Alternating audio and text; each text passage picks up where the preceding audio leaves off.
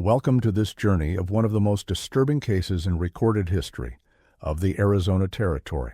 Before we begin, I invite you to leave a comment about where you're watching from and the exact time you heard this story.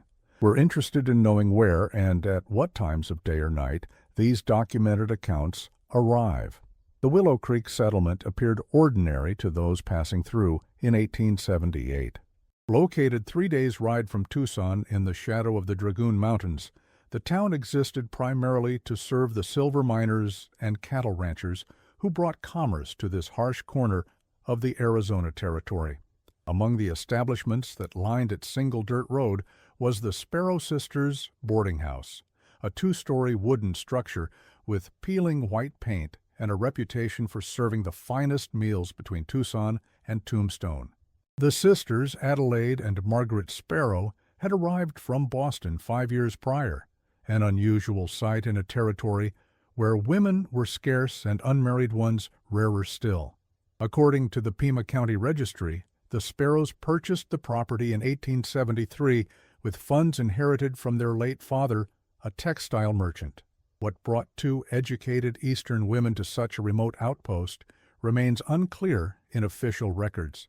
Their establishment quickly became known for its immaculate rooms, reasonable rates, and Adelaide's remarkable cooking. Guests would often extend their stays by days simply to experience another of her legendary suppers. The boarding house stood at the eastern edge of Willow Creek, positioned just so that the afternoon sun cast long shadows across its wide front porch. Unlike the hastily constructed buildings common to territorial settlements, the Sparrow House displayed evidence of careful planning: double-thick walls to ward off both summer heat and winter cold, windows strategically placed to catch cross breezes, and, most notably, a reinforced cellar, unusual for structures in that region.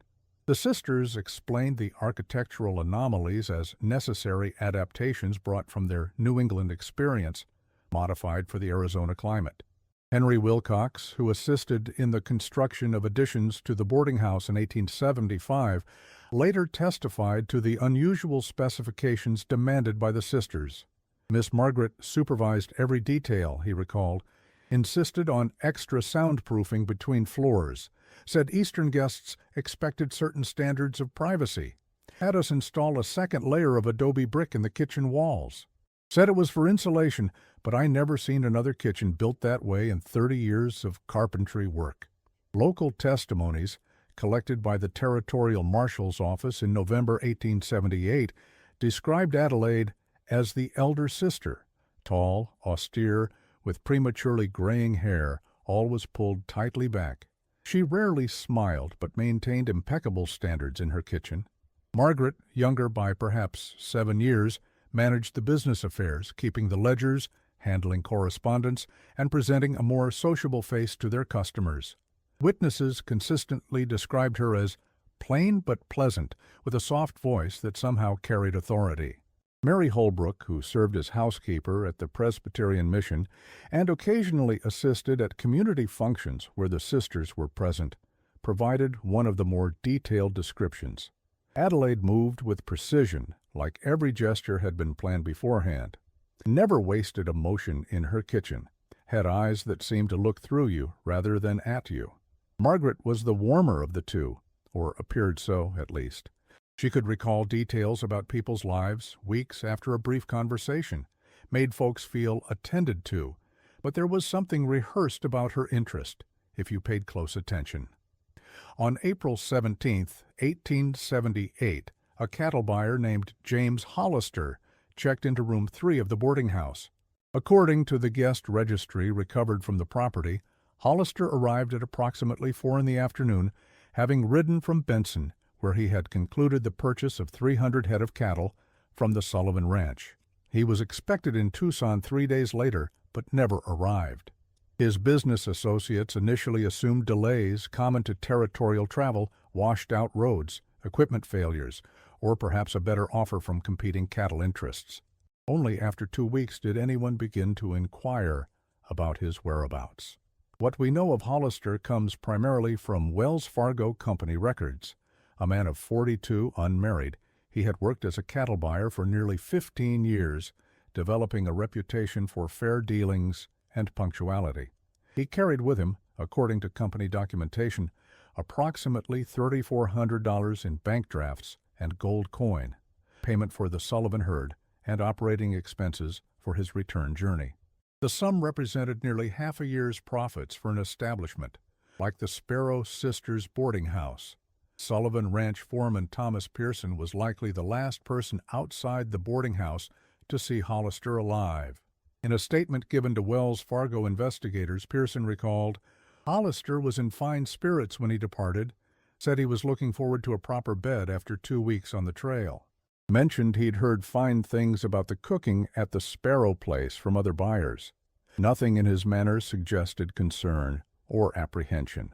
Marshal Thomas Burns' initial investigation noted that Hollister's signature appeared in the Sparrow Sisters guest registry, but nothing suggested foul play.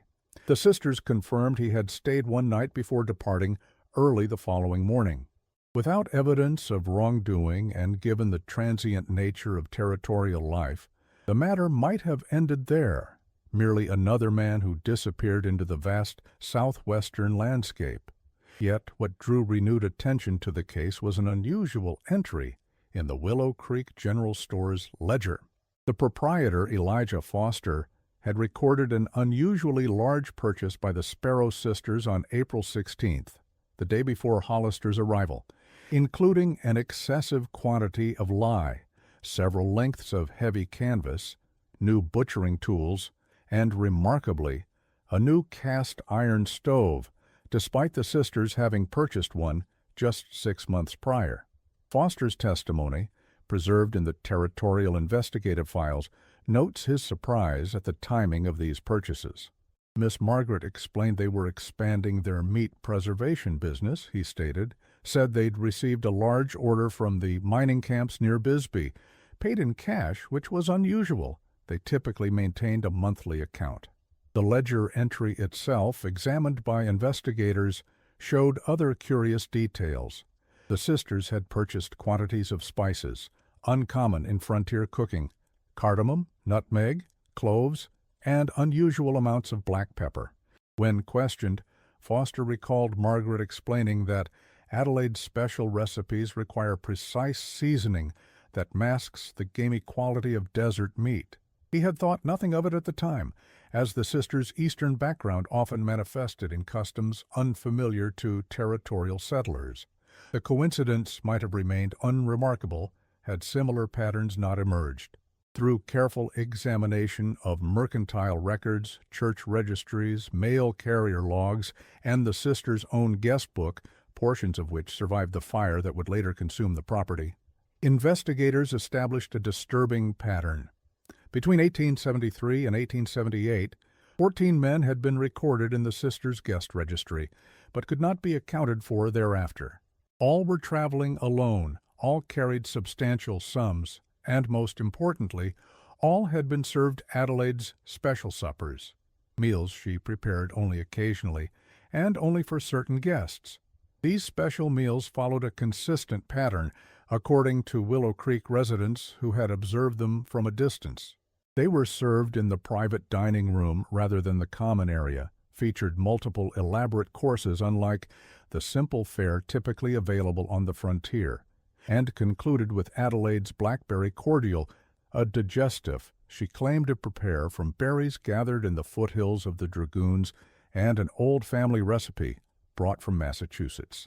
Jacob Miller, who delivered firewood to the boarding house weekly, recalled being present during preparations for one such meal in early 1877. Miss Adelaide was different on those days, he stated. More animated than usual, would hum to herself while working in the kitchen. I remember her telling me as I stacked wood by the stove, "Tonight we serve a meal fit for the deserving." Struck me as odd phrasing at the time. The Willow Creek settlement had always known something was not quite right about the Sparrow Sisters' establishment. Not because of anything seen or heard. Indeed, the boarding house was known for its peculiar quiet, but because of what wasn't seen. No one ever witnessed the departure of certain guests, though the sisters would later confirm they had left. No one ever saw laundered sheets hanging to dry after these particular visitors stayed. And, curiously, no one ever noticed certain guests at breakfast after they had attended Adelaide's special suppers. Sarah Goodwin, who worked as laundress for the boarding house every Tuesday, provided testimony that raised additional questions. In 5 years, I never once washed bedding from room 3 or room 7, though guests stayed in those rooms regular-like, she stated. Miss Adelaide said she tended to those rooms personally, said certain gentlemen preferred extra starch in their linens, which I wouldn't know how to properly manage. Goodwin also noted another peculiarity. The sisters would sometimes have me wash unusual items, heavy canvas sheets, extra kitchen aprons with dark stains. Miss Margaret always had a ready explanation, said they used the canvas for wrapping preserved meats, claimed the stains on aprons came from berry preserves or beetroot pickling. But there was something about how she watched me handle those items, like she was making sure I didn't examine them too closely. Through examination of Margaret Sparrow's private correspondence, discovered in 1963 during renovations to the property, we now understand that the sisters maintained an extensive network of informants, stage drivers, telegraph operators, and barkeeps, who would alert them to travelers carrying significant wealth who wouldn't be immediately missed. But another suitable patron arrives Thursday, reads one note dated March 1877, carrying proceeds from cattle sale, no family to inquire after his absence. The telegraph operator in Benson, Gilbert Hammond, was later found to have received regular payments from the Sparrow sisters between 1874 and 1878. His logbook, seized during the investigation, contained coded notations beside the names of certain businessmen passing through the region. A comparison with the sisters' guest registry showed a compelling correlation.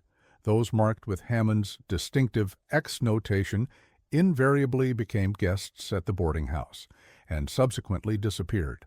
In Hammond's personal journal, investigators found entries suggesting his awareness of the sisters' activities, though the exact nature of his understanding remains unclear. Sent word to MS regarding the mining supplier, reads one entry from February 1876. Substantial funds, no connections in the territory. The usual arrangement applies. Another entry, dated December 1877, states more cryptically, the sisters' latest shipment has made the rounds to considerable acclaim. My percentage increases accordingly. Best not to dwell on particulars. The sisters' boarding house register, preserved in the Arizona Historical Society archives, shows a curious pattern of notation beside certain names. A small star marked specific guests who, according to local newspaper accounts from the time, never appeared again after checking into the establishment. These stars appear beside the names of men who matched a particular profile: wealthy, unattached, and unlikely to be immediately missed. Dr. Lawrence Weber, who analyzed the register in 1964, noted another significant pattern. The stars appear beside names in cycles of approximately 6 to 8 weeks, suggesting a carefully timed operation that allowed for complete processing of one victim before the next was selected. This timing also corresponds to the sisters' documented shipments of preserved meats to mining camps throughout the territory. According to quarterly tax documents filed with territorial authorities, the boarding house's declared income increased substantially beginning in late 1873, approximately 6 months after the sisters established their business. The growth far exceeded what might be expected from lodging and meals alone, particularly in a settlement the size of Willow Creek. More curious still, the sisters began making significant investments, purchasing adjacent land, acquiring shares in mining operations, and making substantial deposits to banks in both Tucson and Prescott. Bank records from First Territorial Bank of Arizona show the sisters maintained separate accounts, one for their boarding house business and another, larger account, with deposits corresponding to their meat preservation enterprise. By 1878, this second account contained the modern equivalent of nearly $200,000, an extraordinary sum for unmarried women in the frontier economy, particularly given their modest apparent lifestyle and business. The method of their disappearance remained a mystery until construction workers uncovered a hidden cellar beneath the kitchen floor in 1959. Archaeological examination revealed a space approximately 15 by 20 feet with walls lined with limestone to absorb odors.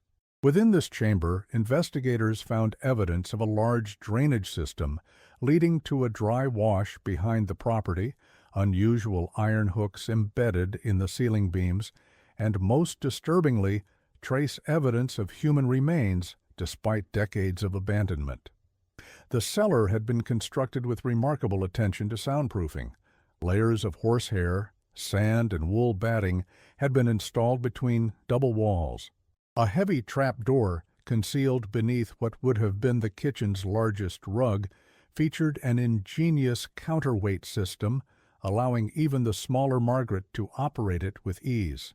Most tellingly, the underground space contained a large stone platform with channels carved to direct fluids toward the drainage system, a design one investigator described as reminiscent of a butcher's workstation, but scaled for significantly larger processing. Dr. Chum. Samuel Patterson, the forensic archaeologist who led the excavation of the site, documented numerous artifacts that painted a clear picture of the cellar's purpose: specialized hooks for hanging heavy carcasses, a collection of unusual cutting implements with traces of blood still detectable, using modern techniques, a large copper rendering pot, and, most telling, a stone grinding surface with deep grooves worn by repeated use of cleavers and boning knives. The cellar was equipped as methodically as any commercial meat processing operation of the period, Patterson wrote in his 1960 report. But the dimensions of the tools and workspaces were inconsistent with cattle, sheep, or typical game animals. Everything was scaled for processing adult human bodies with maximum efficiency and minimal waste. What distinguished the Sparrow sisters from other frontier predators was their methodical precision. According to reconstructions based on Margaret's journal fragments, Adelaide would serve these selected guests a special supper, always featuring her renowned blackberry cordial. The drink, investigators later determined, contained extract of Jimson weed, a powerful deliriant that grows abundantly in the Arizona desert. The dosage was precisely calibrated, enough to confuse and incapacitate, but not to kill.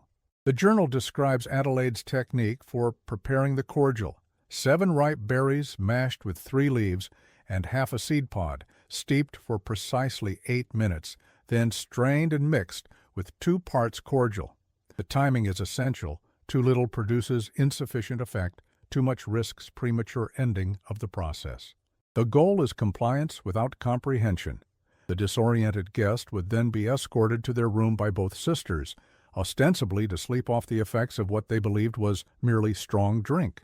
Hours later, when the boarding house had gone silent, the unfortunate traveler would be brought to the cellar beneath the kitchen. What happened there can only be pieced together through fragmentary evidence and Margaret's cryptic journal entries. A. has perfected her technique, reads one such entry from September 1876. 37 minutes from start to completion. No sound carries beyond the cellar walls. The new method with the wire is far more efficient. Another entry simply states, the rendering process improves with each endeavor. Almost no waste remains. A particularly disturbing journal entry from March 1878 reveals the sisters' cold calculation. Tonight's guest carried nearly $4,000 in drafts and coin. The financial yield alone would have satisfied most, but A insists the secondary enterprise is equally important. She claims the mineral content of his diet makes him particularly suitable for the specialty line. We will ship the proceeds to our Bisbee customers next week. Forensic analysis conducted in 1960 on soil samples taken from the cellar floor revealed significant concentrations of human blood, despite the passage of more than 80 years and the sisters' evident attempts to eliminate all traces of their activities. The drainage system, when excavated completely, was found to extend nearly 50 yards from the house, terminating in a deep pit, lined with limestone and charcoal, materials known to accelerate decomposition and minimize odors. Dr. Patterson's team located 5 such disposal pits on the property, each containing fragments of bone that had survived both the sisters' processing methods and the passage of time. Analysis confirmed these remains as human, representing multiple individuals. Based on distribution patterns and decomposition rates, Patterson estimated that the pits had been used in rotation, allowing each to process completely before being reused, consistent with the carefully timed pattern of disappearances noted in the guest registry. The territorial newspapers of the time make no mention of suspicions regarding the Sparrow sisters. The remoteness of Willow Creek, the transient nature of the victims, and the careful selection of those who wouldn't be missed allowed their activities to continue undetected. However, a report filed by a Wells Fargo detective in late 1878 does note his concern about the unusual number of businessmen who seemed to vanish after passing through Willow Creek, though his investigation was apparently never completed.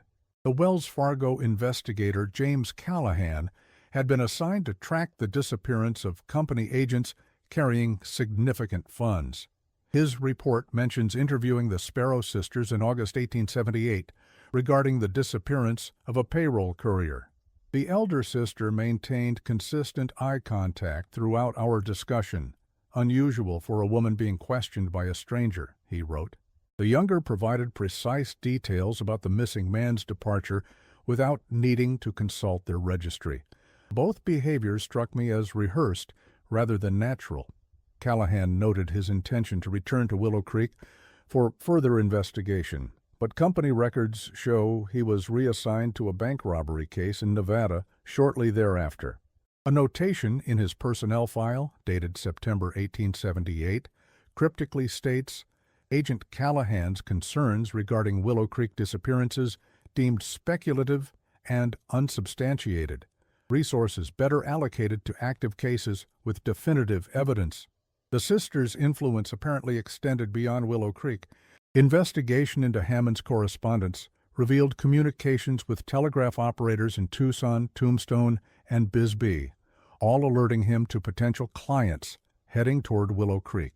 These operators also received modest but regular payments, suggesting an organized network with the sisters at its center. What ultimately brought scrutiny to the sisters' activities wasn't the disappearance of their victims, but rather their unexpected prosperity. In a frontier economy where most struggled, the Sparrow sisters' financial success raised eyebrows. Land records show they purchased adjacent properties and mining shares with inexplicable frequency. A banker's note discovered in the territorial records observes, the Sparrow women deposit sums inconsistent with the earnings of a modest boarding house in a settlement of Willow Creek's size.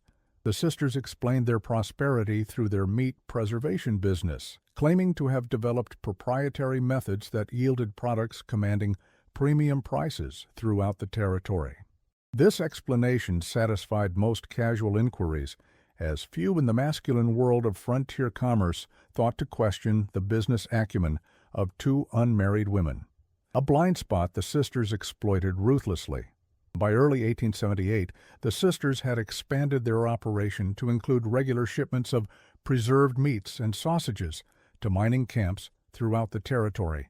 According to shipping manifests from the Butterfield stage line, these deliveries increased in frequency and volume, corresponding directly with the disappearances noted in their guest registry. The sisters explained their burgeoning meat business as an offshoot of Adelaide's culinary talents, claiming they purchased beef and venison from local ranchers and hunters, which they then processed using superior Eastern techniques. Victor Sanderson, who managed the stage depot in Willow Creek, later testified to the distinctive nature of the sisters' shipments. All was carefully wrapped in oilcloth and sealed with wax. Miss Margaret was particular about handling, said the products were premium and priced accordingly. The crates were heavier than you'd expect for their size. They shipped mainly to mining operations where fresh meat was scarce, and men would pay dear for something that wasn't salt pork or jerky. The The sisters developed a regular customer base among mining camp cooks and merchants in remote settlements, who reported that the Sparrow sisters' preserved meats maintained remarkable quality even after weeks of storage. One letter from a satisfied customer, recovered from Margaret's correspondence, praised the exceptional tenderness and flavor unlike any commercial product available in the territory. The writer requested additional shipments, specifically asking for more of the specialty fillets that proved so popular among our senior staff.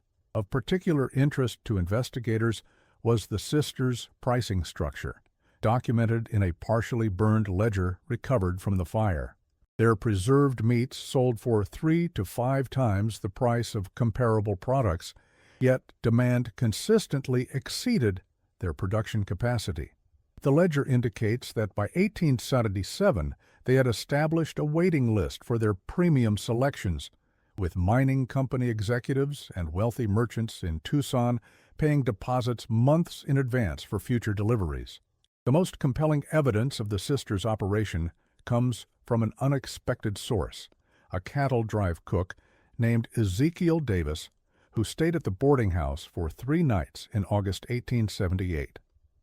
Unlike the sisters' typical victims, Davis was neither wealthy nor traveling alone, having taken a room while the cattle crew he served camped outside town.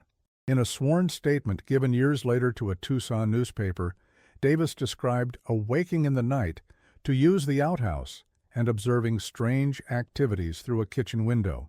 "I saw the older sister, the one who did the cooking, standing at her work table," his statement reads. "She was portioning something onto butcher paper, wrapping it careful-like. The younger one was writing in a ledger book. Between them on the table was a stack of what looked to be currency. What struck me as peculiar was the hour, well past midnight, and the fact that both women wore aprons dark with stains, though the kitchen had been spotless at supper." Davis further claimed to have noticed a strange odor from the property's smokehouse the following morning, not like any meat smoking I've known in 20 years of cook work. When he casually inquired about it at breakfast, he observed the sisters exchange a look before Adelaide explained they were simply preserving game. For the coming winter months, in August, an unusually early time for such preparations.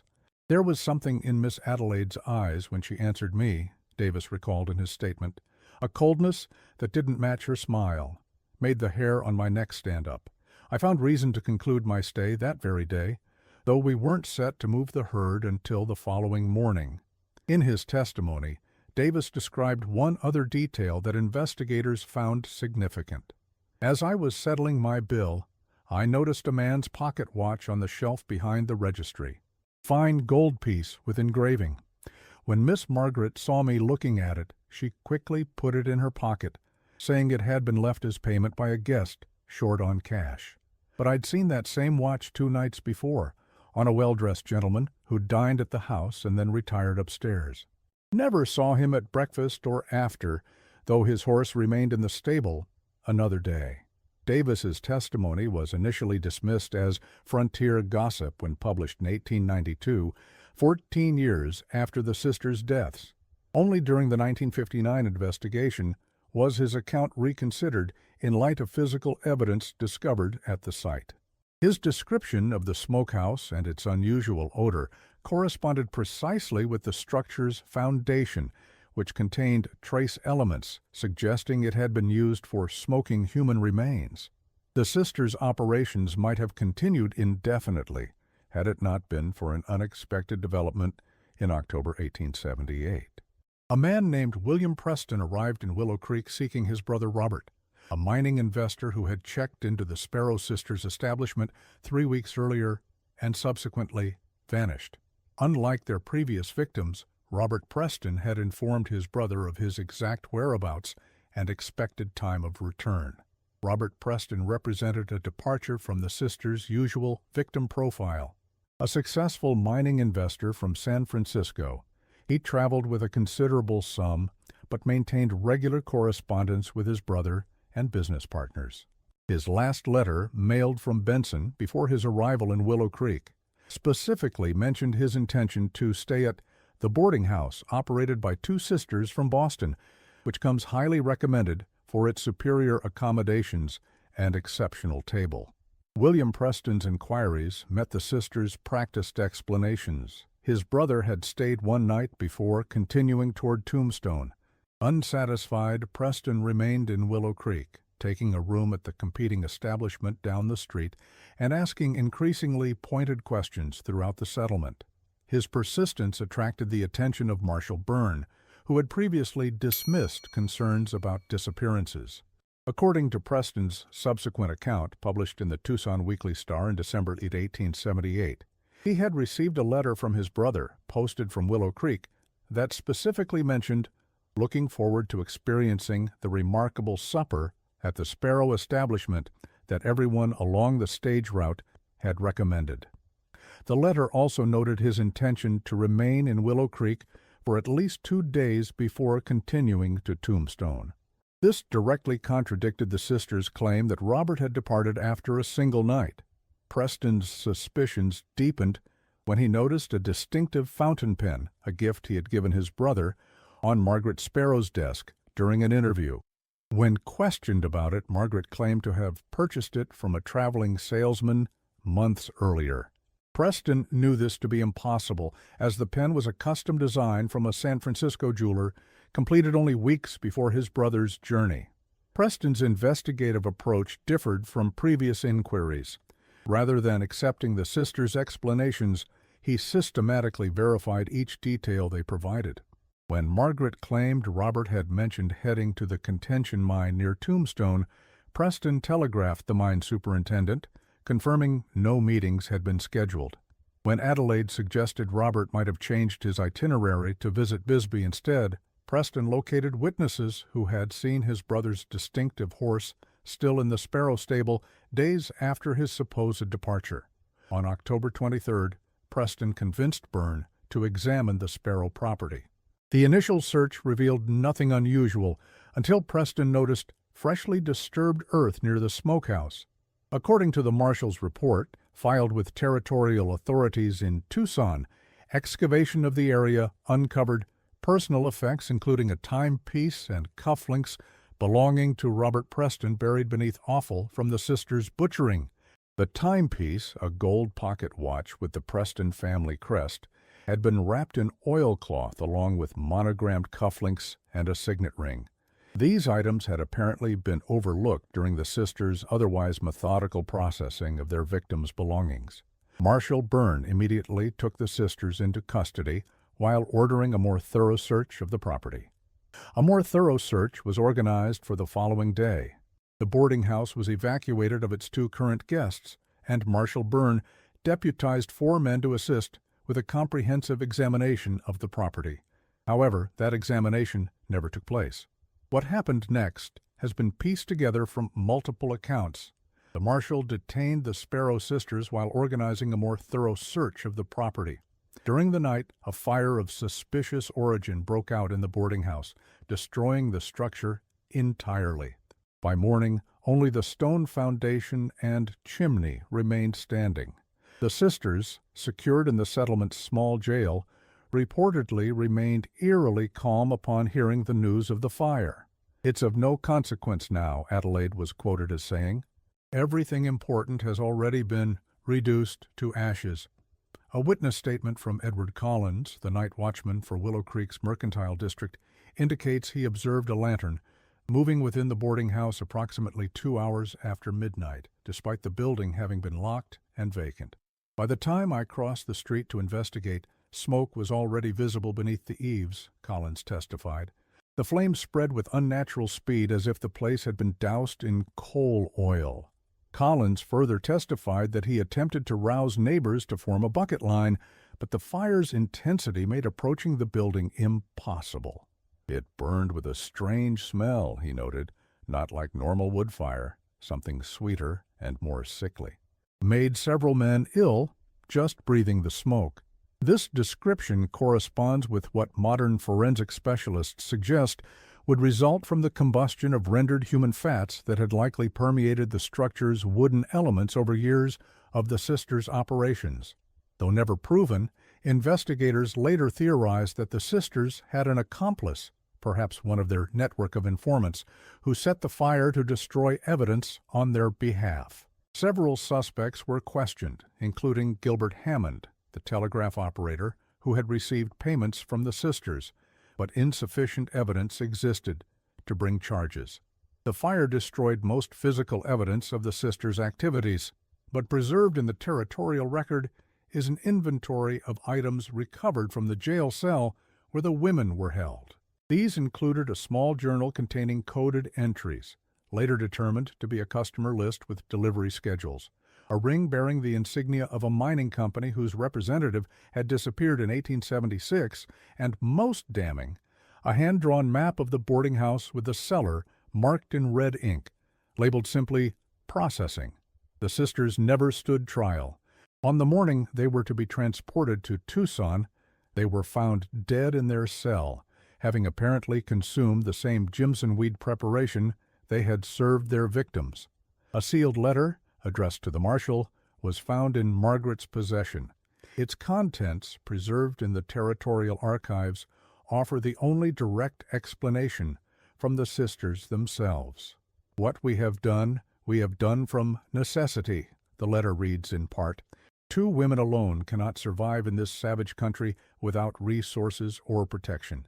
The men who disappeared deserved their fates far more than we deserved our circumstances. Let history judge which crime was greater, theirs against womankind or ours against them." The letter continues with a coldly pragmatic assessment of their situation. "We recognized early in our time here that the territory offers abundant opportunities for those willing to seize them. The disappearance of a single man raises few questions. The disappearance of his assets raises none at all if managed discreetly. And in a land where meat is scarce and preservation methods primitive, a superior product commands premium prices, regardless of its source." The document concludes with what appears to be a taunt to investigators. "You will never know the full extent of our enterprise, nor the names of all those who passed through our doors and subsequently through Adelaide's kitchen. Some secrets will burn with us. Others are scattered across the territory in a most literal sense. We have fed more of Arizona than you will ever comprehend." Marshal Burns' final report on the case, submitted to territorial authorities in November 1878, expresses frustration at the sisters' suicide. "The full extent of their crimes died with them, as they no doubt intended.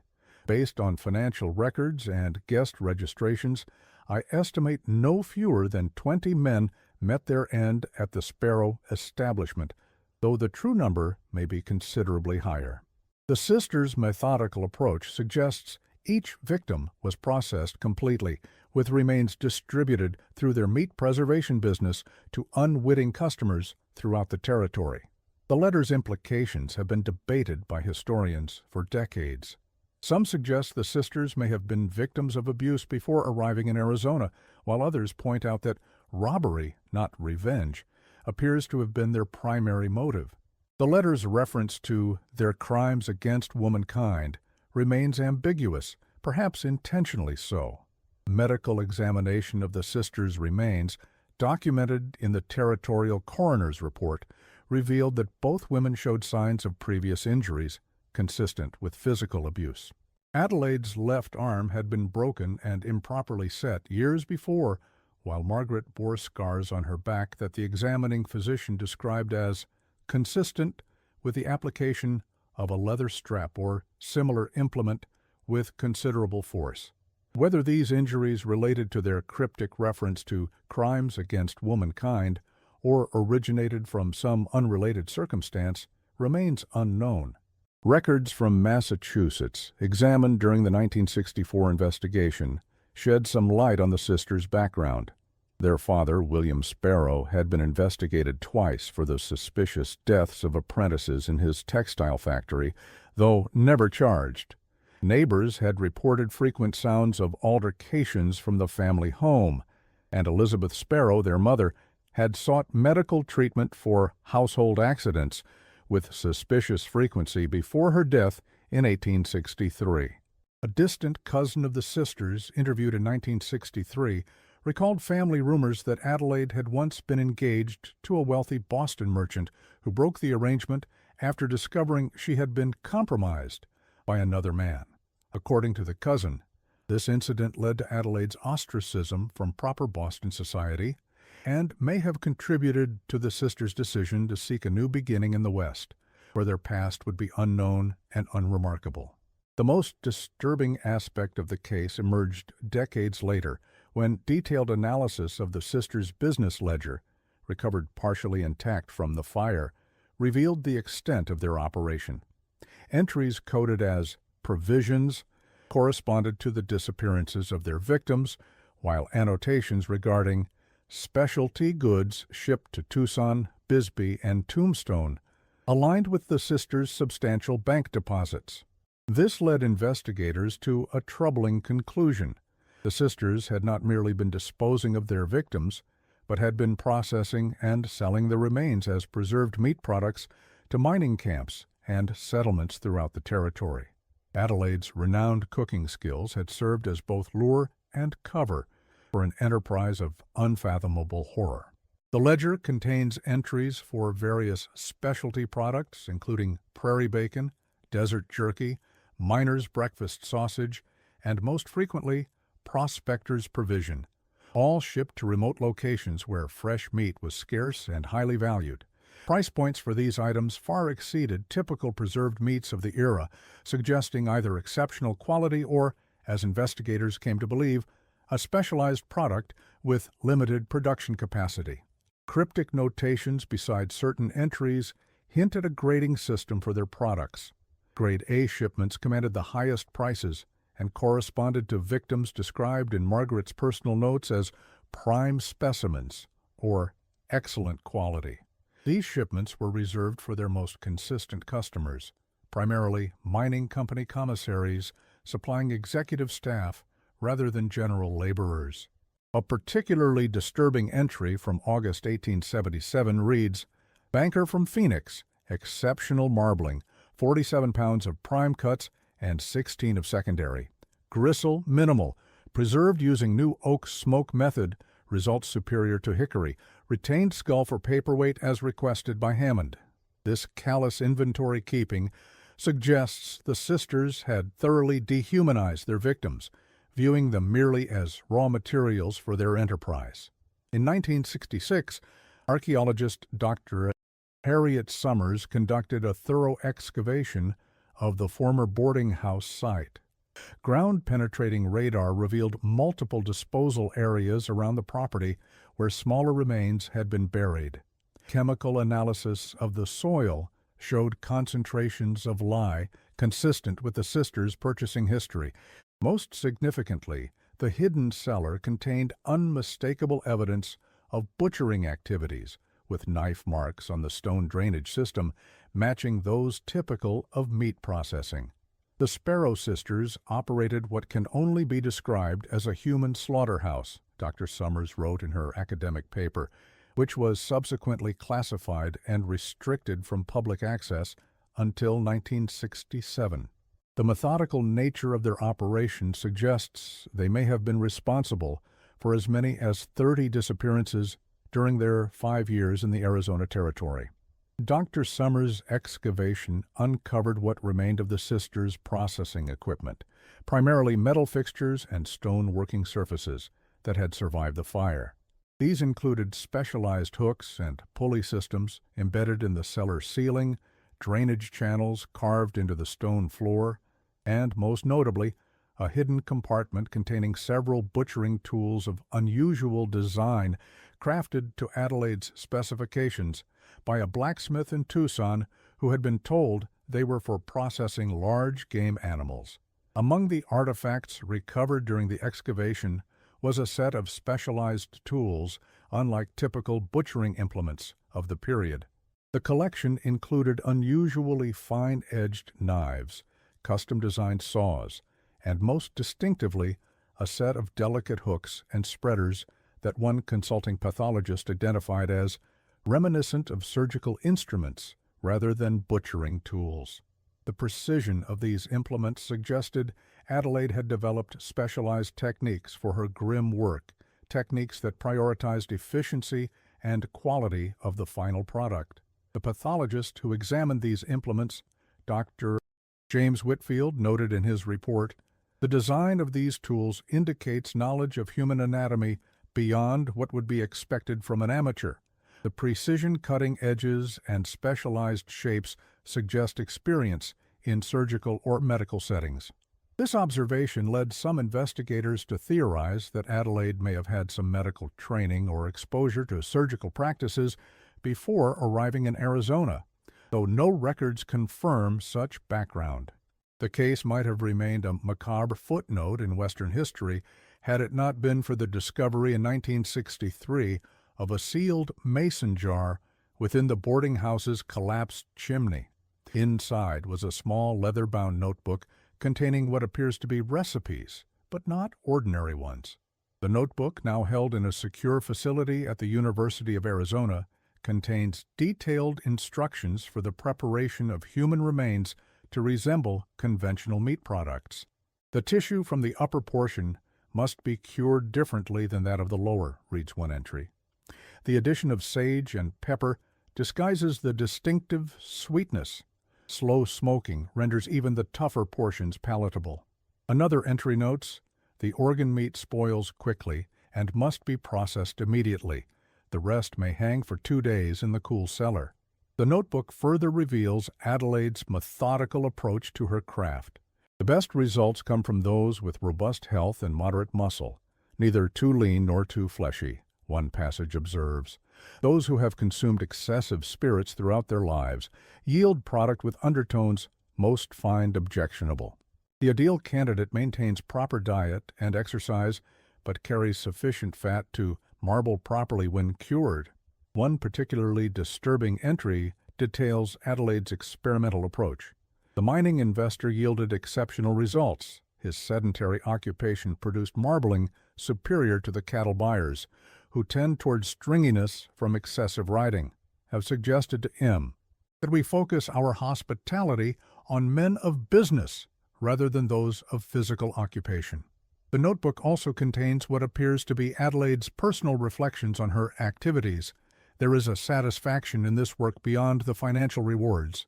To transform the useless into the useful, to create sustenance from those who would otherwise simply rot beneath desert soil, this is not merely commerce, but alchemy of the highest order. M understands only the practical benefits, but I find a deeper meaning in our enterprise. Perhaps most disturbing was the discovery that the sisters had developed a clientele who may have been aware of the true nature of their purchases.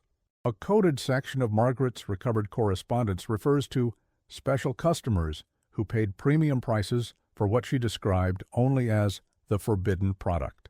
Whether these customers knew the actual source of the meat remains speculative, though some historians suggest a small but dedicated market existed for such taboo consumption. One partially burned letter, recovered from the fire debris, dated June 1877, reads, "Your latest shipment arrived in excellent condition. The quality continues to exceed expectations, particularly the recent portion you identified as banker's cut. My associates inquire whether similar selections might be available in the coming months. Price is no object for such rare offerings." The letter was signed only with initials and addressed to a post office box in Tucson that the sisters had maintained separate from their regular business correspondence. Attempts to identify the author proved unsuccessful, though the handwriting analysis suggested education and refinement unusual for the frontier. Dr. Eleanor Richards, in her 1968 monograph on the case, proposed that the sisters had cultivated a network of wealthy patrons aware of the true nature of their specialty meats, individuals who participated in the ultimate taboo not from necessity, but from perverse desire. "The premium prices these products commanded," she wrote, "suggests not merely the scarcity of meat in mining communities, but a specific market willing to pay for the forbidden nature of the consumption itself." Banking records discovered during the investigation revealed that the sisters maintained correspondence with individuals in San Francisco, Denver, and even Chicago, far beyond the range of their regular meat shipments. These contacts made regular wire transfers to the sisters' accounts, always in substantial amounts and labeled simply as investment returns. Investigators speculated these might represent payments from distant customers receiving specialty shipments via private courier rather than regular commercial transportation. The last living connection to the case died in 1959. Thomas Ridley, who had been a young assistant to Marshall Byrne during the investigation, gave a final interview to the Arizona Republic newspaper. "The thing that haunts me still is how normal they seemed," Ridley recalled of the Sparrow sisters. Adelaide would serve pie after Sunday service. Margaret taught reading to adults at the church. They were respected, even beloved in Willow Creek. It makes you wonder how well we really know anyone. Ridley's account included details previously unreported, including his observation of the sisters' cell after their suicide. They had arranged themselves with dignity, he noted, sitting upright on their cots, hands folded in their laps like proper Boston ladies taking tea. Their expressions were peaceful, almost triumphant. "I had expected to see monsters in death, but they looked like anybody's maiden aunts." In his final remarks, Ridley reflected on the broader implications of the case. People remember the Sparrows now as killers, which they surely were. But what's often forgotten is how successful they were as businesswomen in a time and place where women had few opportunities. They built a thriving enterprise through intelligence, planning, and cold calculation. Had they applied those talents to legitimate business, they might be remembered as pioneers rather than predators. The boarding house site was never rebuilt. The land remained vacant for decades, with locals considering it cursed or tainted. In 1924, a cattle company purchased the property but abandoned plans to build after workers reportedly refused to continue excavation upon discovering bone fragments. Today, the location is marked only by the crumbling stone foundation and a small historical marker that makes no mention of the true horrors that occurred there. Local folklore maintains that nothing grows properly on the land where the boarding house stood. Whether due to chemical changes in the soil from the sisters' activities or merely the power of collective memory, the area remains conspicuously barren compared to surrounding properties. Travelers passing through Willow Creek, now little more than a ghost town itself, occasionally report an unusual silence surrounding the old foundation, as if even the wind and wildlife avoid the location. The case of the Sparrow sisters represents a unique chapter in the history of frontier crime, not merely for its brutality, but for how it challenges our understanding of evil in the American West.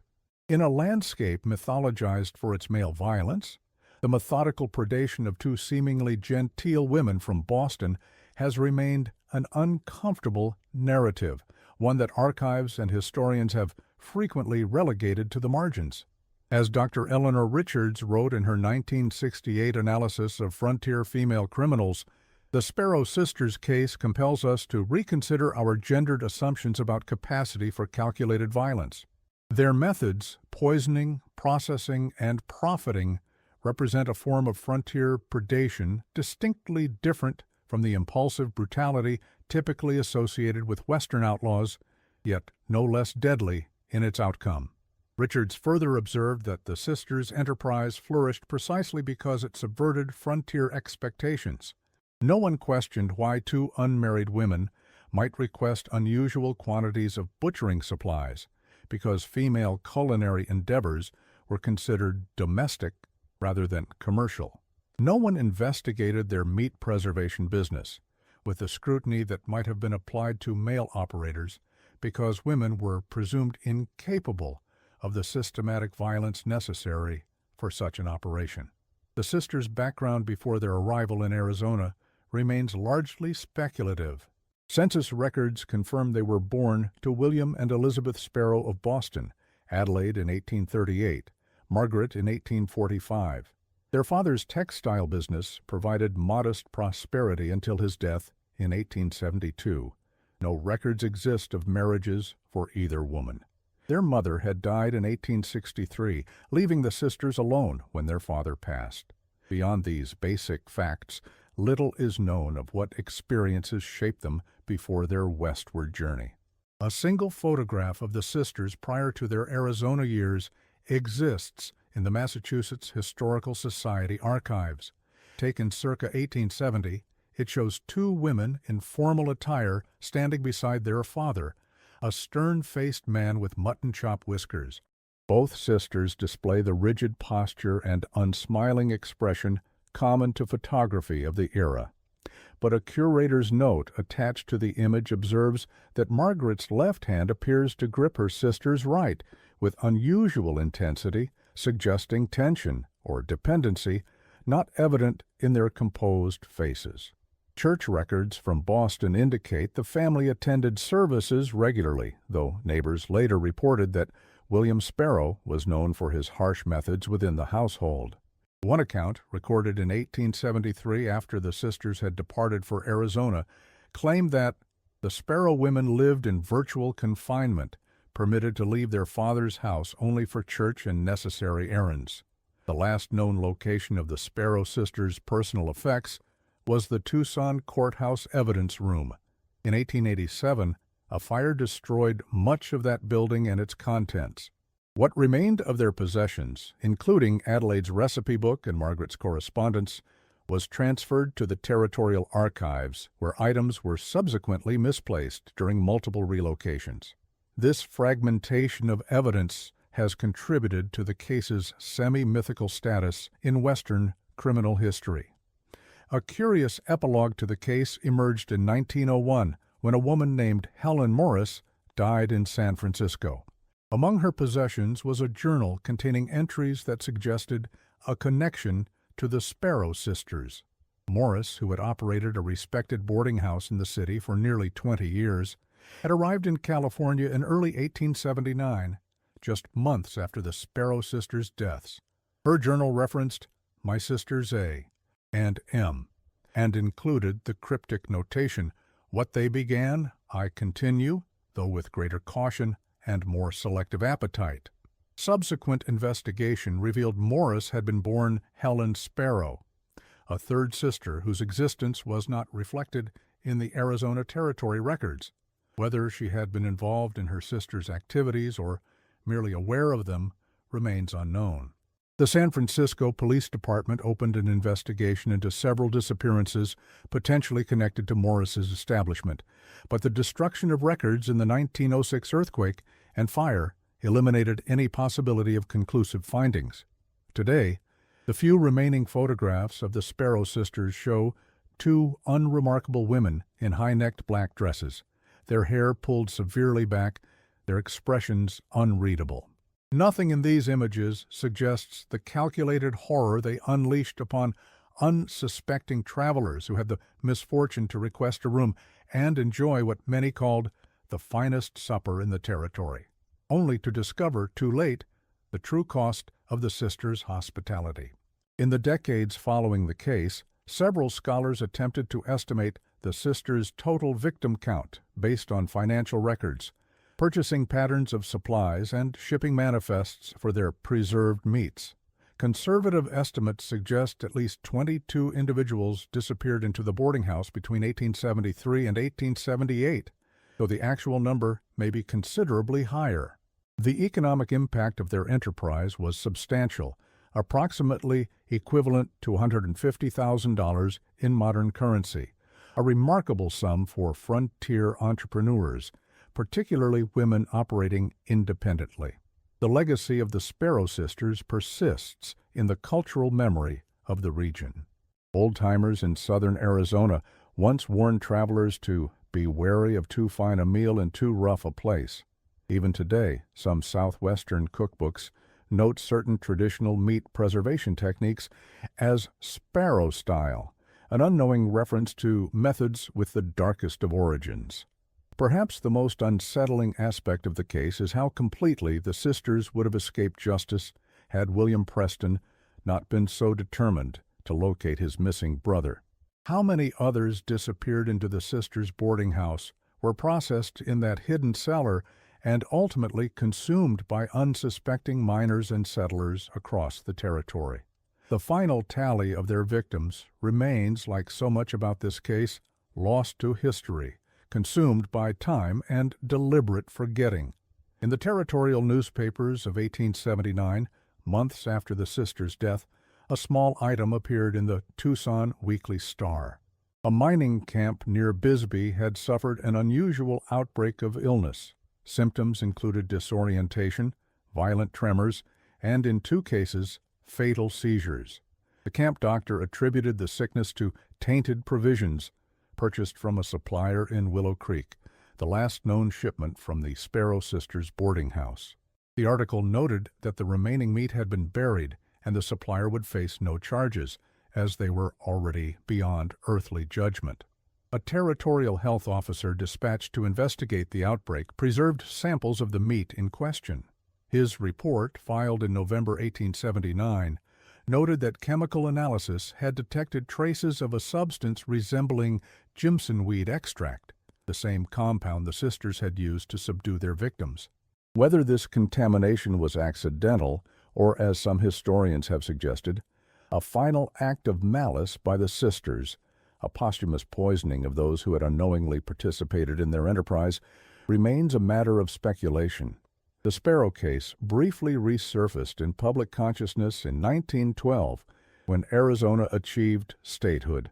The Arizona Republic published a retrospective on notorious crimes of the territorial era, including a sanitized account of the sisters' activities.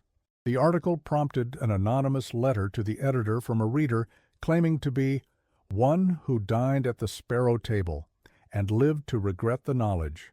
The letter was never published in full, the editor noting only that its contents were too disturbing for public consumption.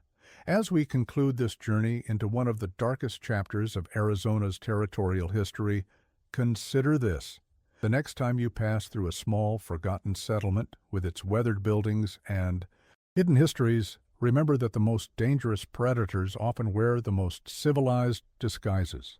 The true monsters of the Wild West weren't always the gunslinging outlaws of legend, but sometimes those who invited you in, served you supper, and smiled as you consumed their hospitality, never suspecting you would soon become part of their grim commerce. The Sparrow Sisters case was officially closed in 1879. Their property was eventually reclaimed by the territory and later sold at auction. Their victims lie in unmarked graves, or perhaps were scattered across the landscape in the most unspeakable of ways. And their methods died with them, consigned to the shadows of history, where some horrors rightfully belong. In 1958, during a drought that left much of southern Arizona parched, a rancher searching for water sources near the ruins of Willow Creek discovered a sealed well on what had once been the Sparrow property. When opened, the well was found to contain not water, but dozens of small objects, pocket watches, cufflinks, wedding bands, dentures, eyeglasses, presumably personal effects of the sisters' victims that even fire could not eliminate. The items were cataloged and stored at the Arizona Historical Society, where they remain today, silent witnesses to one of the territory's darkest chapters. The final word on the Sparrow Sisters case perhaps belongs to William Preston, whose search for his brother ultimately ended their reign of terror. In his last interview before his death in 1924, Preston reflected, "People ask if I found justice for Robert. I did not. I found something far worse, the truth. Some days I think he would have preferred to remain among the missing. Some days so would I.